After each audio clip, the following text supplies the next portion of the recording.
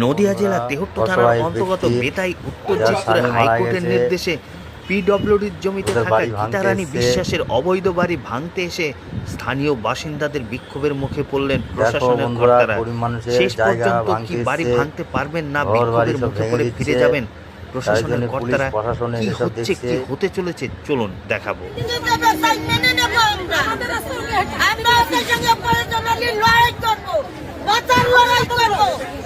সাহস কত বড় ওই সাহস দেখতে চোখে জল ফেলবে আর আমরা তাকিয়ে তাকিয়ে দেখবো কাউকে দেখবো না।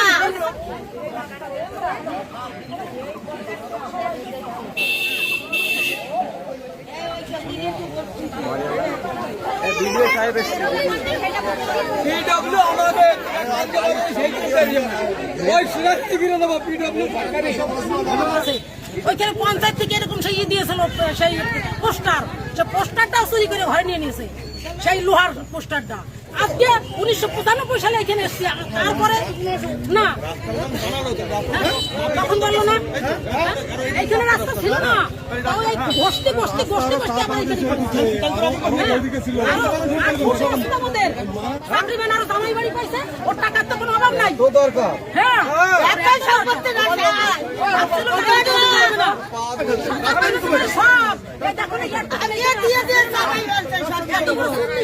সব জায়গায়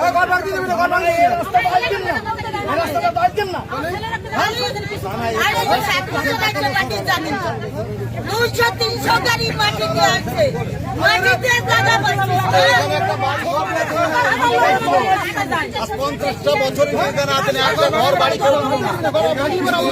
জঙ্গলের মতো জঙ্গল ছিল, জঙ্গলের মধ্যে বাগানের মধ্যে উনি একা এখানে থেকেছে, তখন জঙ্গলের মধ্যে এইভাবে বাস করেছে। বলছি যে এখানে যে পুলিশগুলো আছে কি কারণে হচ্ছে? আমার ঘর ভাঙার জন্য আইছে এত পুলিশ। জোরে জোরে বলো মামি, জোরে বল, জোরে জোরে বলো। আপনি কি করেন? আমি চা বিক্রি করি। আপনি একাই? হ্যাঁ, আমার ছেলে আছে, আমার খোঁজ খবর নেয় না। এখানে আপনি কবে থেকে বাস করছেন? 50 বছর হবে। আমি মানছি ঠিক কথাই, ঠিক আছে, কিন্তু এটা তো আপনার নিজস্ব জায়গা নয়, এটা সরকারি জায়গা, ঠিক আছে। সরকারি জায়গা থেকে আমাদের ভাঙার অর্ডার হয়েছে, হ্যাঁ, তো হচ্ছে আমাদের ওটা আমাদের হাত পা বাঁধা দিয়ে আমাদের সহযোগিতা করবে, ঠিক আছে। আমাদের এখনো উপায় নেই, ঠিক আছে। নেক্সট একটা মামলা করার একটু সুযোগ দিন, অনেক হয়ে গেছে, 2 বছর হয়ে গেছে, ঠিক আছে। 2 বছর একটা সুযোগ দিন স্যার, 2 বছর হয়ে গেছে। অনেক বিধবা মহিলা কি করে খাবে স্যার বলুন? একটু চা বিক্রি করে খাই, চা ছেলের কোনো খবর নাই। তিনি তো কিছু জানেন না, কিছু বোঝেন না। তিনি বলতে চান আমাদের এই জায়গাটা মামলাটা করতে পারে, সুযোগ দিন। আমাদের কিছু করার নেই, আমাদের না স্যার। তাহলে এই লাইনে সবই পিডব্লিউডির ঘর ভাঙা যাবে, তাহলে করতে পারে। না না, এই লাইনে তাহলে সবই পিডব্লিউডির ঘর ভাঙা যাবে। অর্ডার বার করে প্রত্যেক অর্ডার নিয়ে আসতে, স্টে অর্ডার নিয়ে বলছি কি এই যে অর্ডারটা আমাদের এই গ্রামবাসী সব কেউ এই ঘর ভাঙতে দেবে না।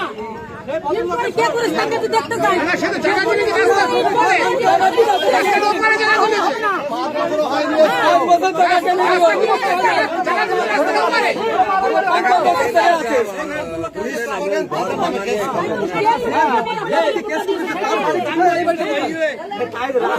রাস্তা কোথায় করবে, নাম লেহে লেহে নিয়ে গ্রামবাসী আমরা ঘর ভাঙতে দেবো না। পাবলিকের ক্ষমতা কত দেখে না।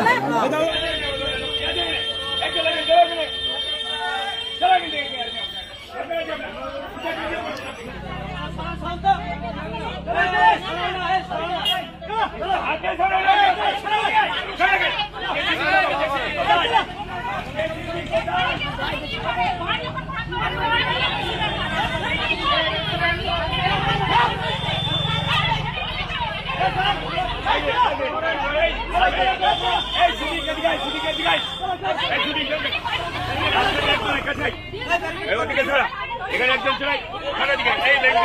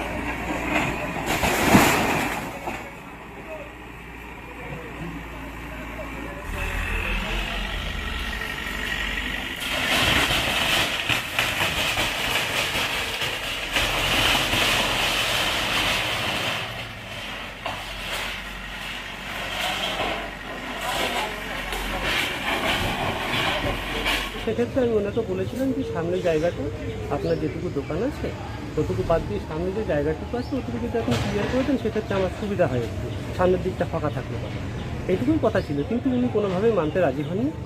তারপর আমি দেখলাম যে প্রশাসনিকভাবে যদি কোনো সুরাহা হয়, আমি এসডিও ম্যাডামের কাছে এই জন্য একটা অ্যাপিল জানিয়েছিলাম, হাইকোর্টে একটা অ্যাপিল জানিয়েছিলাম। এবার সরকারিভাবে যেটা ওনারা ঠিক মনে করেছে ওনারা সেই কাজটি করছে।